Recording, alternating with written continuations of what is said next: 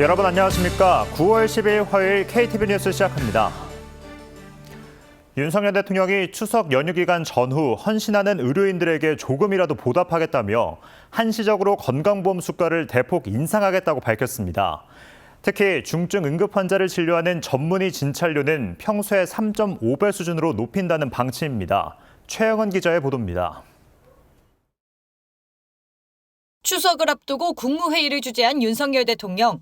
윤 대통령은 오는 25일까지 2주간을 추석 연휴 비상응급주간으로 정하고 당직 의료기관을 지정해 의료 이용에 차질이 없도록 하겠다고 밝혔습니다.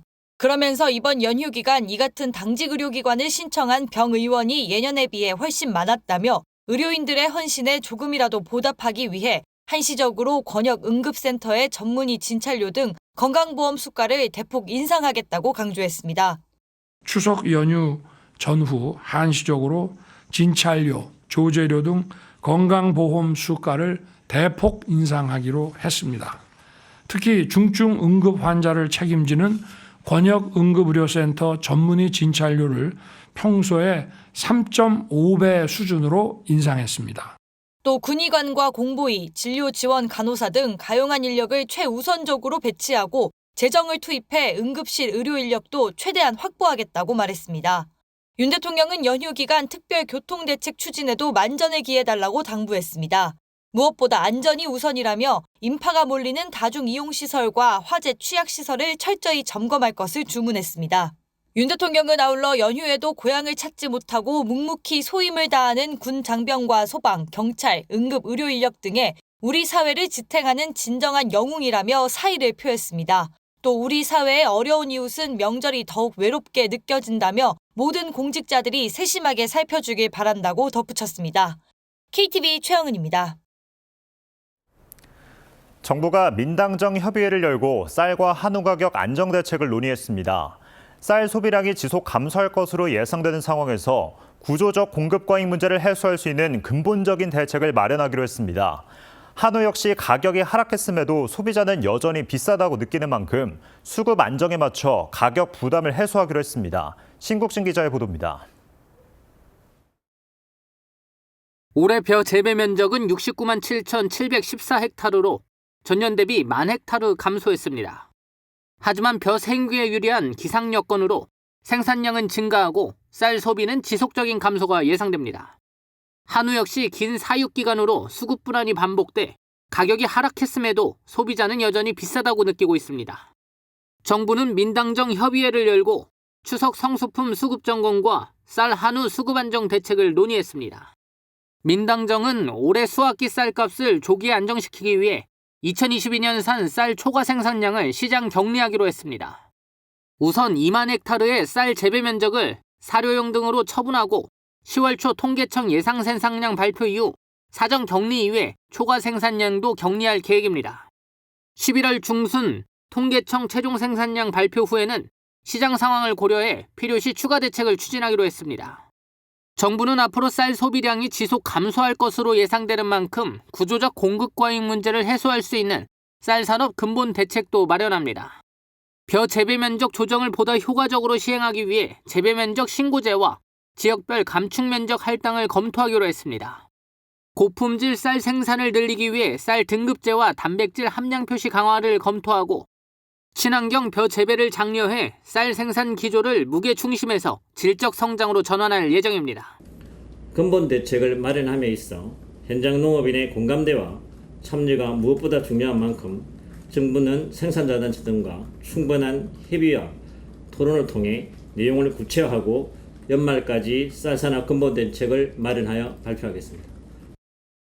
한우 수급 안정을 위해 대대적 할인 행사와 급식, 가공업체 등의 납품 지원을 확대해 소비 확대에 나섭니다. 또한 2025년도에 사료 구매 자금을 1조 원 수준으로 유지하고 공급 과잉을 막기 위해 기존 13만 9천 마리 감축분에 더해 1만 마리를 추가 감축하기로 했습니다.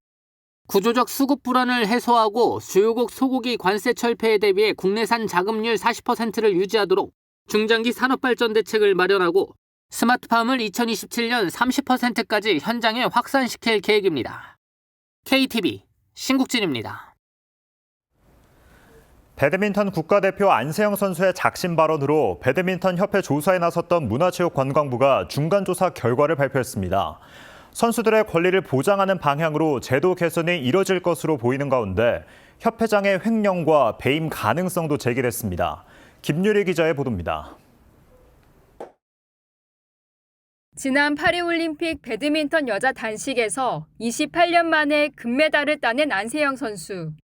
그러나 메달 획득 직후 안 선수는 선수 부상 관리, 훈련 지원 등 대한배드민턴협회에 대한 각종 의혹을 폭로했습니다. 시대가 변한 만큼 따라와야 한다고 생각하는데 협회가 따라오지 못하는 거에 늘 답답하고 부당함을 느꼈다고 지적한 겁니다. 이에 따라 문화체육관광부는 지난달부터 조사단을 구성, 배드민턴협회 조사에 착수했습니다. 선수단 48명 중 현재까지 총 22명의 의견을 수렴했으며 제도 개선 필요사항과 향후 추진 방향 등을 중심으로 중간조사 결과를 발표했습니다. 우선 유니폼뿐만 아니라 경기력과 직결되는 라켓 등까지 후원사 용품 사용을 강제하고 있다는 점을 꼽았습니다. 문체부는 경기력과 직결되는 용품은 선수의 결정권을 존중해야 한다고 판단합니다. 현재 배드민턴협회와의 후원 계약이 2027년 3월까지인 점을 감안하여 그 이전에 신속한 개선을 위해서 후원사와 협의하고 있습니다. 후원사 후원금의 20%를 선수단에게 배분하던 조항이 삭제된 점도 드러났습니다.